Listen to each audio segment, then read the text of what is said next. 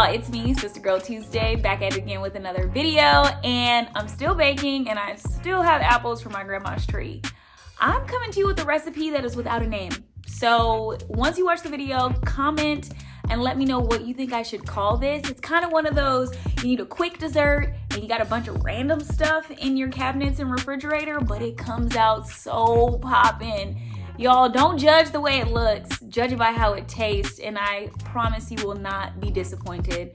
So if you want to know how I made this mystery recipe, just keep watching, and you already know. Before you go, don't forget to like, comment, share, and subscribe, and I'll see y'all next time.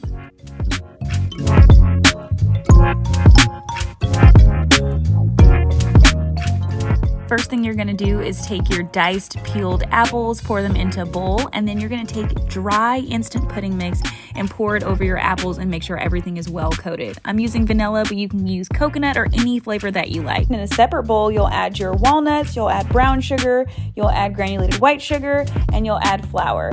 Next, you're gonna need some room temperature vegan butter, and it's important that it's room temperature and softened. It does not need to be melted. You want it soft so that way when you mix it together, it actually makes a crumble.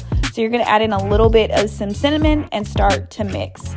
Everything should look kind of like this. It doesn't have to be perfect. This is kind of a messy recipe. If you have a baking dish like a pie pan or you have a quiche pan, this is perfect. But if not, you can use an oven safe skillet and you're gonna line it with your Pillsbury dough.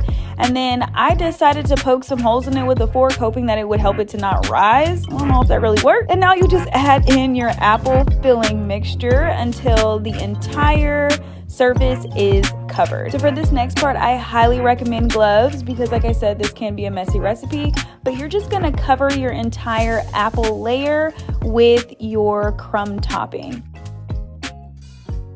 All right, next it'll go in your oven for about 35 to 40 minutes on 350 degrees. When it comes out, it'll look something like this. You'll see that the pudding made it rise, and then go ahead and slice it up, and y'all, it is delicious on its own, but amazing paired with vegan ice cream. Let me know what you think in the comment section below.